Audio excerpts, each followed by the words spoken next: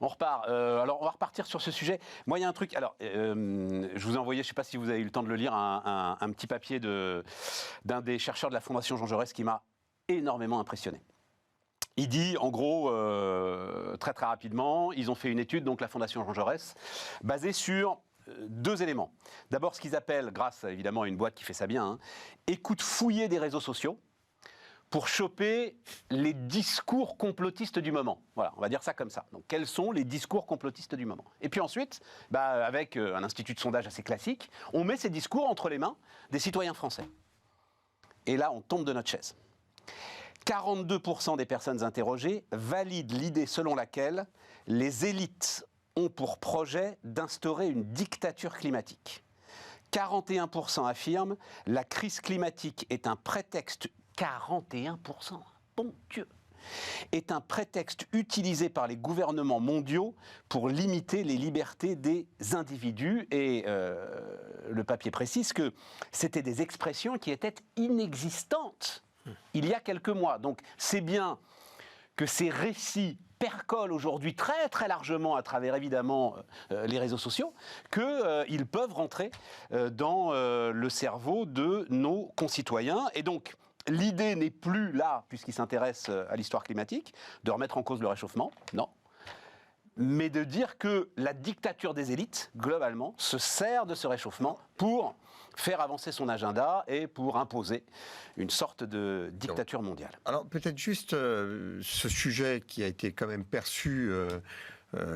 les fake news, le complotisme, a été à l'origine, il y a un an, d'une commande de l'Élysée sur des états généraux du droit à l'information. En disant, il va falloir que l'on trouve, devant la multiplication des canaux de communication, une manière de distinguer ce qui est un peu estampillé information du reste. Que quelque part, la vérité ne soit pas une opinion parmi d'autres. C'est par rapport à l'idée qu'il faut s'arrêter 6 mois sur l'IA. La commande de l'Élysée est venue il y a un an. L'agenda des États généraux des droits à l'information est repoussé de trimestre en trimestre. Et c'est supposé être la régulation des réseaux sociaux. Et ben voilà. Donc la régulation de l'IA, je m'interroge sur la question. Mais c'est comme le pognon du grand emprunt, mon cher Léonidas. 6 mois suffiront. Peut-être qu'il va falloir que des entrepreneurs finissent par s'intéresser à la manière de faire avancer plus rapidement. Eh ben, je vais te dire un truc là-dessus. Oui.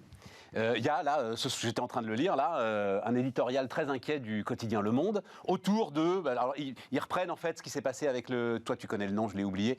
Il y a le GPT de l'image quoi. Qui s'est répandu très largement. Mid-journée d'Ali. Voilà, Mid-journée qui s'est répandu très très largement là depuis. Je pense moi au contraire, parce que je suis c'est Léonidas qui percole en moi en fait. C'est pas les complotistes. Je pense au contraire que c'est une chance extraordinaire pour les journalistes. Je pense que Le Monde, marque de référence, devrait se réjouir de ce que à nouveau, on va se tourner vers les marques et je peux vous assurer que licence, bien entendu. Et on va retrouver en fait l'essence de notre métier. Des références. Absolument. Et il faut effectivement que l'on ait des repères.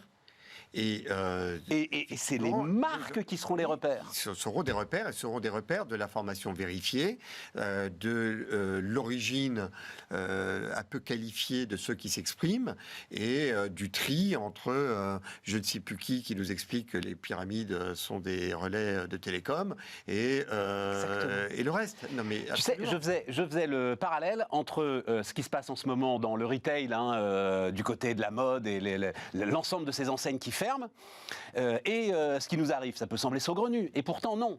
Parce qu'en fait, à partir du moment où tu te mets à tous se mettent à vendre le même t-shirt chinois pourri 2 € qui fera 3 lavages et qui ensuite devra partir à la poubelle, eh bien, les gens sont partis assez spontanément aller chercher des habits de qualité vers des marques qui leur fournissaient des habits de qualité. Et je pense que pour l'information, il va se passer la même chose, mesdames, messieurs, les apprentis journalistes par exemple, à partir du moment où vous serez impitoyables sur le fond, eh bien, vous serez un repère et vous retrouverez la valeur que nous avions collectivement tendance à perdre depuis 10 ans. Non, Voilà. mais l'exigence est probablement plus élevée que jamais sur les journalistes. C'est effectivement l'occasion de retrouver ces lettres de noblesse. Tout à fait. Et c'est probablement effectivement la meilleure réponse. Maintenant, le ravage que ça fait dans la société est très profond. C'est vrai qu'il y a, le fait de penser qu'il y a un grand complot des élites pour verrouiller le reste de la société, 40%, c'est effectivement une proportion qui Nicolas doit nous interpeller. Non, mais c'est pas le grand ravage des réseaux sociaux qui produit les 40% de complotistes. Ça va vite quand même. Il y a un écosystème d'information qui marche pas bien, mais qui est aussi un problème d'offre, c'est-à-dire que effectivement de réponses journalistiques, mais qui ont du mal à suivre le rythme de transformation, d'évolution. Mais derrière ça, il y a surtout une angoisse existentielle de Français qui est très profonde, où ils se sentent prisonniers. Voilà. Et nous, dans toutes les études qu'on fait, là on en sort une la semaine prochaine sur les Français et les mobilités, on a des niveaux qui sont pas au même niveau, sont un peu plus bas. En général, on tombe sur un gros tiers de Français qui se sentent, qui ont été étudiés notamment par un think tank qui s'appelle Destin commun et qui on a travaillé sur ces études sur les mobilités. Il y a deux familles, il y a ce qu'on appelle les identitaires, qui sont un repli identitaire, et il y a ceux qui se sentent laissés pour compte du mouvement. En gros, ces deux groupes-là forment un gros tiers de la société. Ils sont en train de se sortir. C'est la France des Gilets jaunes améliorée. Non, mais je comprends ça, aucun problème. Voilà. Oui, mais tu les retrouves. Alors, quand tu après, tu leur mets Il y a une différence en disant je suis piégé, le discours globalement des Gilets jaunes, je suis piégé par ce qui est en train de se passer, et de dire c'est un complot mis en place par des élites. Ils ne le disent pas. Ils disent qu'ils sont d'accord avec quelque chose qu'on leur. En fait, ils ne le disent jamais spontanément. Oui. Alors, voilà. Mais effectivement, typiquement, on leur dit la voiture électrique, ils n'y croient pas. Ils disent la voiture c'est une connerie, etc. Il y a plein de choses. Mais tu comprends, il y a une différence entre dire la voiture électrique c'est une connerie, ce qui est peut-être vrai d'ailleurs. Il y en a d'autres bien informés sur l'automobile qui le disent, et c'est un complot, la voiture électrique est un complot des élites. Oui, mais en fait, ils ne le disent pas. Attention à la méthodologie de cette étude. Ils ne disent pas spontanément les élites sont en un machin. D'accord. Ils disent je suis plutôt d'accord avec l'idée que les élites cherchent à nous instrumentaliser et à agir sur nos libertés, nos comportements. Et ça, on est assez d'accord. On a fait un autre travail chez Renaissance Numérique l'année dernière de prospective, et on est tous assez d'accord sur le fait qu'il y a un scénario de contrainte des libertés publiques dans un moment de transformation qui fait peur à tout le monde, et pas que aux laissés pour compte et aux identitaires. Il fait peur à beaucoup de monde. Ah mais c'est le scénario d'autonomie. C'est le scénario. Mais il faut le répéter quand même. Dirigisme technologique. C'est le scénario du principal aujourd'hui orateur sur ces questions qui s'appelle Jean-Marc Jancovici. Très clairement, son scénario à lui, c'est bien à un moment un scénario. Ah bah oui, bien sûr, de restriction des libertés radicales, évidemment. Et donc c'est pas complètement. Tu vois, il faut pas évidemment quand tu mets devant des gens des phrases comme ça, ils vont dire il faudrait regarder. Ils vont pas tous dire oui je suis à fond à bloc, c'est moi qui le dirais, etc. Ils vont dire je suis plutôt d'accord. Oui. Et ça progresse. Effectivement, ça progresse si ça sort de petites poches de la société très marginalisée, etc. Un gros tiers des Français, c'est pas rien. Bien sûr. Un gros tiers des Français, c'est très embêtant. Voilà. Et donc, pour moi, on est au moment d'un creux. C'est-à-dire qu'on a un creux cognitif sur l'intelligence, sur l'écosystème médiatique, les réseaux sociaux, etc., où on est face à une révolution où on a du mal à répondre en termes d'offres, mais on est en train d'évoluer. Et on a un creux en termes de réponse de marques et d'entreprises qui ne savent pas proposer pour le futur, qui ne proposent pas de solution d'émancipation aux gens, intelligentes, positives, engageantes, qui marchent. Dans les mobilités, c'est criant. Qui propose un truc qui permet à quelqu'un de se sortir de l'ornière avec une vision de long terme dans laquelle on peut croire? Pour quelqu'un qui est en zone périphérique de ville, aujourd'hui, qui a besoin de bouger, aujourd'hui, l'angoisse prévaut. Disons que la réponse est un peu complexe. Voilà. Mais la réponse est en revanche, si je te dis Volkswagen avec les carburants de synthèse, tu vas me dire que la réponse est un peu complexe. Si on regarde dans 10 ans, on peut faire confiance au génie capitaliste, aux marques et aux investissements qu'on est en train de faire, mais il va falloir emmener les Français et ça va arriver. Mais on est aujourd'hui dans un creux cognitif compliqué, une angoisse énorme. On n'a pas de solution et du coup on a une dominante énorme de la crise et ça. Mais il va falloir sortir les gens de l'ornière par de la proposition entrepreneuriale, quoi. Oui, mais il n'y a pas uniquement un creux cognitif. Il y a, j'ai adoré voir Go Entrepreneur ou Tech for Good. C'était Tech for Future, je crois, organisé par la Tribune. Mais ce sont les entrepreneurs qui parlent aux entrepreneurs. Ouais. Il y a un écosystème d'entrepreneurs où voilà, ils sont. Mais il va falloir séculariser la parole des entrepreneurs. On ne peut pas rester dans nos cloîtres à parler entre nous. Et j'adore Bismart et je pense que les gens qui nous regardent sont principalement dans la communauté des entrepreneurs. Ah, je te le confirme, ouais. Or, la vérité de ce que nous portons en tant qu'écosystème, ça intéresse bien sûr les entrepreneurs et c'est très bien, mais ça intéresse d'abord et avant tout le reste de la société. Oui. Or, ce canal-là n'a pas encore été organisé. Il faut qu'on s'en occupe. C'est personne d'autre qu'à nous. Hein. Et les seuls responsables du fait que ça ne soit pas encore mis en place, c'est uniquement nous. Mais il faut que l'on s'adresse au reste de la société pour dire, voilà, il y a des problèmes d'énergie, il y a des solutions.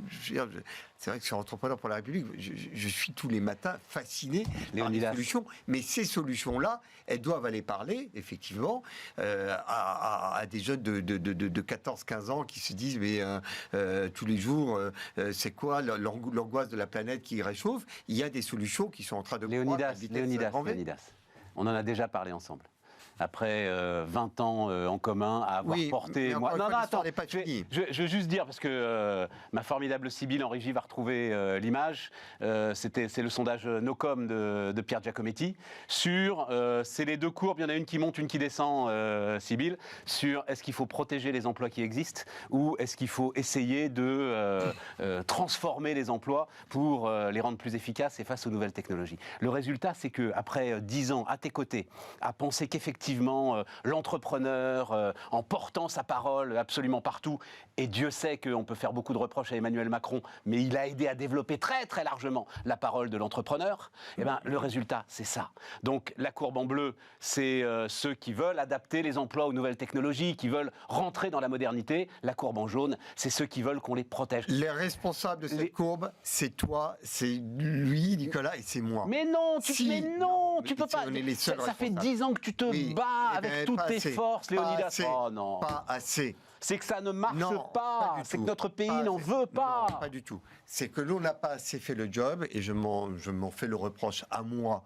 Donc, tu vois, mais tu peux pas te faire. Enfin, c'est pas possible. Mais non. Je m'en fais le reproche à moi. C'est parce que tu refuses d'affronter le réel, Léonidas. Non, pas du tout. Au contraire, il faut aller affronter le réel. Et le réel, c'est qu'on a un vieux pays qui est complètement absolument pas. Nicolas a raison, qui est complètement désabusé. Absolument pas. Il est extraordinaire notre pays. Il est extraordinaire. Il produit 1 million d'entrepreneurs tous les ans. Ça ne cesse de croître depuis 10 ans.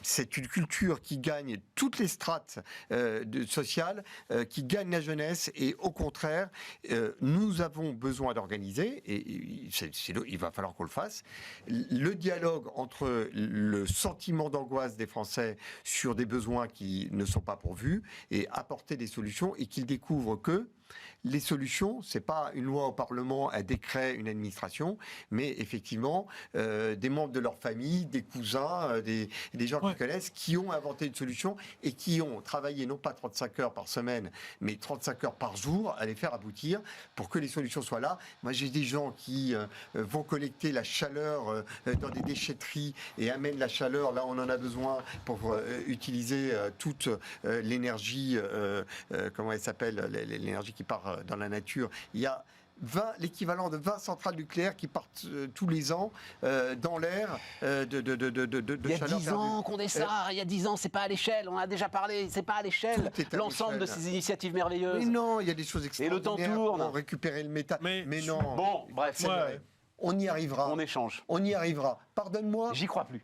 On en a déjà parlé. Alors je vais te dire pourquoi tu as tort de ne pas y croire. Parce qu'ensemble, nous avions évoqué sur un autre plateau, je crois, une tribune que l'on avait signée sur le doublement des entrepreneurs par an qui allait permettre d'atteindre le plein emploi. Lorsqu'on a signé cette tribune, et c'était avec Pierre Gattaz, on avait 500 000 entrepreneurs par an.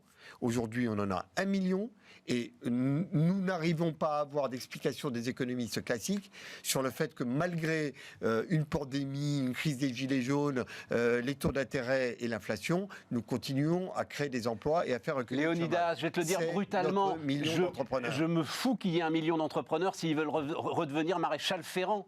Parce que c'est ça que nous dit ce chiffre. C'est que oui, sans doute ils veulent être entrepreneurs, prendre leur autonomie, etc. et tout. Mais pour construire des meubles en bois, tu vois ? Absolument pas. Écoute, je ne comprends pas que tu sois désespéré. Il y a bien quelqu'un en France qui ne devrait pas l'être, c'est toi.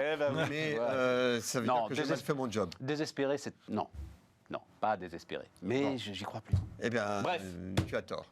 Nicolas, tu arbitres Non, je ne vais pas arbitrer un vieux débat entre vous deux. Non, Mais- mais c'est vrai. Non, moi, il y a un des sujets que je trouve vraiment intéressant, c'est sur les mobilités, sur lequel moi, je travaille. Moi, je travaille pas sur tous les secteurs, mais notamment sur les mobilités, beaucoup. On fait une grosse étude. Pour moi, on est à un moment de révolution des mobilités qui est intéressant. C'est-à-dire que depuis 15 ans, les nouvelles mobilités, elles s'adressent à 10-15% de la population à peine. Ouais. Elles s'adressent aux bobos, à l'élite, à moi, à nous autour de la table, qui ont un vélo électrique, qui peuvent switcher, ça. Et là, on est au moment d'accélération où on est face aux défis majoritaires. Il va falloir, ça va être le quotidien de tout le monde. Et là, je pense qu'en fait, sur des sujets comme ça, c'est capable de changer. La tech, c'est un sujet étranger. C'est pas les Français qui fabriquent ces trucs-là. Donc, l'entrepreneuriat, etc., j'ai du mal à voir ce qu'il y a dedans. Donc, j'ai pas l'impression, moi, Français, d'être en prise avec ça. Et la Startup Nation, elle a pas pris parce qu'on avait l'impression qu'en gros, la Startup Nation, c'est des trucs, c'est Criteo et tout ça. Mais qu'est-ce que c'est pour tout le monde? Là, sur des sujets très concrets, on est en train de changer la donne.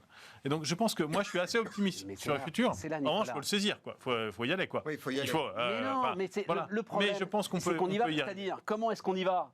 Et c'est là où le truc il est très compliqué. On y va en faisant un choix face aux industriels. Ça nous ramène à ce qu'on disait au début.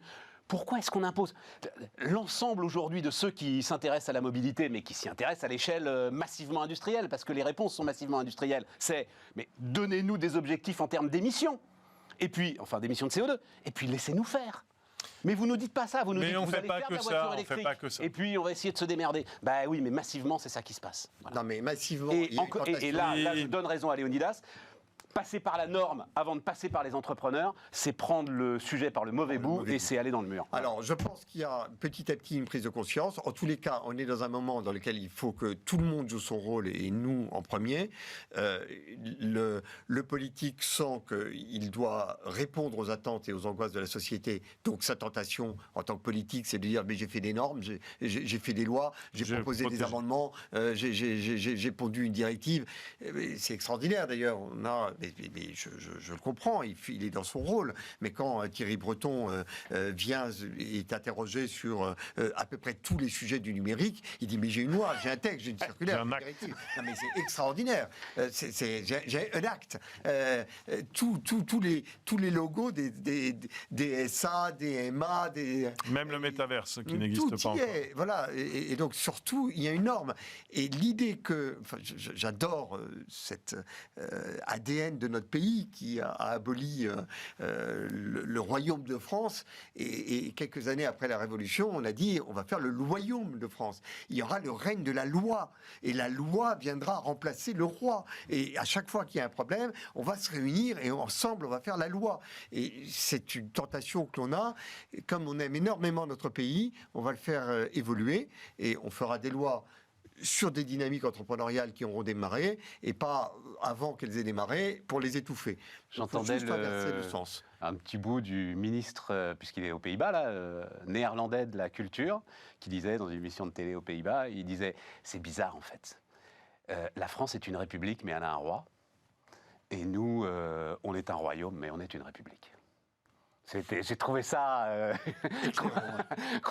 compréhension absolument parfaite de ce qui est en train de se passer. Ce petit chiffre, hein, j'ai fait toute la semaine avec, donc voilà, puisque tu en parles. Depuis 2017, 502 nouvelles obligations et 3670 pages de réglementation supplémentaires pour les entreprises. 29 directives, 58 règlements, 7 nouvelles obligations et 51 pages de règlements chaque mois. Tout ce qu'on vient de se dire là, puisqu'il nous reste... C'est un dérèglement mental et sociétal. On est d'accord, exactement. Il nous reste 10 minutes. C'est formidable, enfin, je vous en remercie. Parce que tout ce qu'on vient de se dire, en fait, c'est le gisement de la crise politique, finalement. Oui, bien sûr. C'est pas les retraites. Non, hein, mais on est d'accord. juste ce point. La crise démocratique, pardon, c'est la crise démocratique. Oui, mais lorsque tu attends tout de l'État et que l'État se sent obligé de répondre à cette attente, tous les jours, il dit j'ai fait quelque chose, j'ai donné une journée pour tel problème de santé, j'ai donné un chèque pour tel problème social. Tous les jours, je réponds à la demande parce que tous les jours, l'État réclame. Comme bien entendu, cette histoire a une fin et que l'État ne peut pas répondre à tout. Il y a un moment où l'attente devient une frustration. Ouais. Et la frustration devient de la violence. Donc, de l'attente naît naturellement le fait « mais vous n'avez pas fait votre job ». Et donc la contestation sociale vis-à-vis du politique, duquel on attend tout, est inscrite dans cette histoire d'une relation qui est fondamentalement pas très saine. Mais la faute, je pense, elle repose sur nous. Il faut que les entrepreneurs prennent de plein pied la place qui est la leur dans la société pour expliquer ce qu'ils amènent. Et on l'a évoqué avec l'intelligence artificielle. Ça ne veut pas dire que le régulateur n'a pas sa place. Il faut que tout ça s'articule de manière nouvelle. Mais nous n'avons pas encore su prendre notre place. D'ailleurs, en grande partie, parce qu'entre le politique et l'économie, il y a une méfiance fondamentale. Et d'ailleurs, c'est pour ça qu'on a des codes des marchés publics qui font partie des codes qui grossissent le plus avec des articles tous les 4 matins.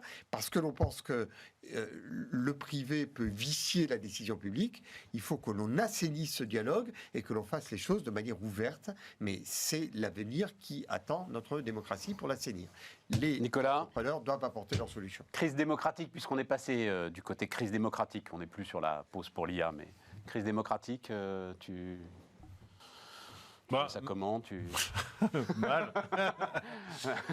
Non, au-delà de la réponse politique, des sujets d'intérêt, de ce moment un peu de ce moment, bien sûr, personne, mais qui la voit l'issue aujourd'hui, à part Marine Le Pen qui est là et qui attend patiemment le moment de saisir et de s'abaisser. Mais effectivement, je pense qu'on a un vrai problème de réponse politique à une angoisse très profonde des Français qui est assez légitime. On est un peu dans une impasse, on est un vieux pays. On sent que la réponse politique de notre appareil d'État ne marche plus. Je reprends mon étude sur les mobilités. Quand on demande en qui avez-vous confiance pour nous aider à résoudre le problème des mobilités décarbonées, eh ben non, en personne. Ils disent même plus les entreprises. Et en gros, ils n'ont plus confiance en personne. T'as bien une réponse à... Bah non, ils sont dans... là, évidemment, il y en a quelques-uns. Ce qu'on appelle les libéraux optimistes dans la famille. Donc ceux qui sont plutôt à l'aise dans la mondialisation. Voilà. Alors eux, ils croient dans les entrepreneurs. Mais c'est 12% des Français. 12%. Donc c'est pas grand-chose. La plupart des gens... C'est même pas l'électorat de Macron, en fait. Voilà. Les militants désabusés, ce qu'on appelle les militants désabusés chez Destin Commun, c'est en gros ceux qui sont engagés dans les transitions, etc., mais qui sont un peu défaitistes, qui attendent une action collective, qui disent on ne peut pas résoudre, moi je ne résoudrai pas le problème tout seul, il faut du système derrière. Ben, eux, là, ils sont en désengagement sur l'État, ils n'y croient plus, ils ne croient plus que l'État est capable de résoudre le problème. Et ça, c'est un peu emmerdant quand même, parce que c'est les premiers qui y croyaient. Ah, non, mais ils ne croient pas aux entrepreneurs non plus. Et donc, du coup, il y a un problème d'acteurs et de réponse, parce qu'il y a un problème de qualité de l'action publique, sûrement, de bonne stratégie, etc., qui est très très compliqué dans notre pays, parce que ça vient de loin, etc., où la réponse, on sait qu'elle est européenne, qu'elle ne sera pas qu'en France, etc., enfin, pour une assez large partie, moi, c'est une de mes convictions.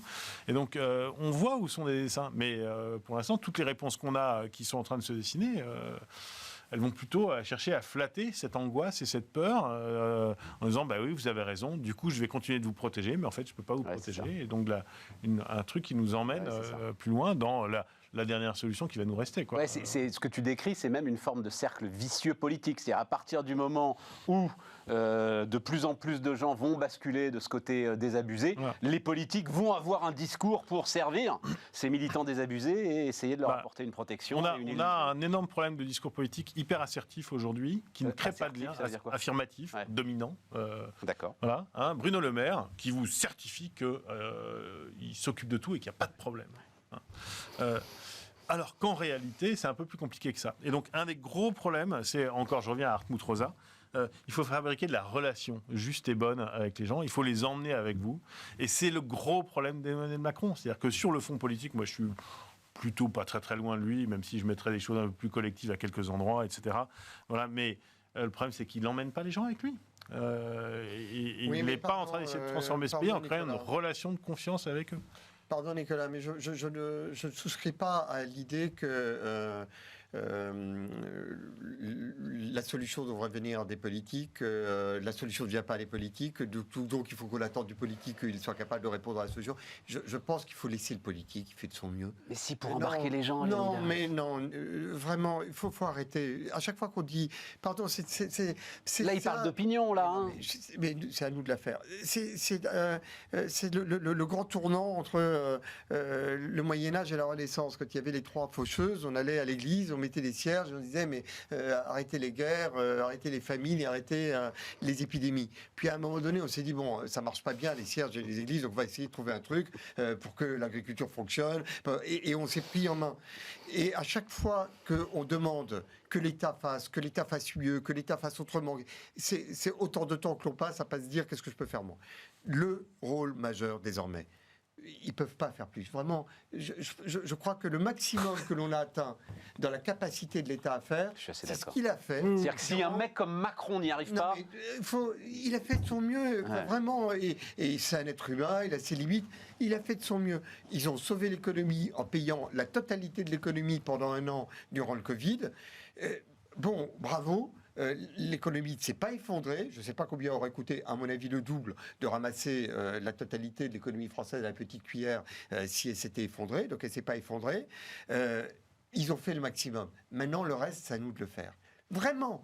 Et je ne sais pas quelles sont les statistiques pointues sujet par sujet, mais ce que je vois sur les questions un peu générales, en quoi avez-vous confiance pour apporter des solutions aux problèmes de la société? En premier, d'après les statistiques que j'ai, je ne sais pas les sourcer de mémoire, mais on croit dans les entrepreneurs et dans les entreprises. Tout en bas de l'échelle, il y a les politiques et les médias. Tout en bas. Les syndicats font une forte remontée. On en parlait hier, sondage Elab. Absolument. Ils gagnent. Là, pour le coup, ils ont réussi. Ils ont réussi quelque chose d'important, je pense. C'est très vrai. On est tout à fait d'accord là-dessus. Mais nous devons. Les syndicats plus que le patronat. Oui, absolument. Pleinement la responsabilité qui est la nôtre. Ce n'est pas aujourd'hui le cas. Et quand tu parles des entrepreneurs qui ont leur place dans la société, ils n'ont pas encore occupé la place qui est la leur, qui est non pas de s'adresser aux leurs, un peu comme si c'était un clan. Nous ne sommes pas un clan. Nous sommes l'avant-garde de la citoyenneté. Et la citoyenneté, elle n'a pas de clan. Elle a un pays, elle a une société, elle doit de plein pied occuper sa place. Et c'est un patronat séculier et pas un patronat régulier enfermé dans sa tour d'ivoire. Mais Léonidas, ce sera le MEDEF de demain, parce qu'en l'occurrence, la parole que porte Patrick on a fait Martin, pendant... elle est autour de ce thème-là. Oh non, mais n'allons pas sur le MEDEF, mais on a fait pendant 15 ans ensemble, parce que tu y as énormément contribué. La chaîne des entrepreneurs, dont le slogan était « La France a tout pour réussir », oui. Force est de constater qu'on avait une audience un tout petit peu inférieure à TF1, tu vois, voilà. Donc, c'est là où je prends encore une nouvelle fois une perfusion de ton optimisme, et ça me fait beaucoup de bien. Eh bien, mon optimisme est plein et entier pour une seule et unique raison, c'est que je pense qu'on n'avait pas encore trouvé les bons outils, ce qui veut dire que le reste de l'histoire est à écrire. Merci, les amis. Merci Stéphane. On va essayer de l'écrire là, hein, voilà. Allez, écrivons. Avec ton énergie. Merci à tous. Donc demain, Aurélie Planex, évidemment, sera là. Et puis nous, on revient à lundi. Voilà, comme ça, à ce moment-là, on sera à peu près tant sur la réforme, les à côté de la réforme et le référendum. On saura à quoi s'en tenir. Bonne soirée. Aurélie Planex demain, bon week-end, et on se retrouve lundi.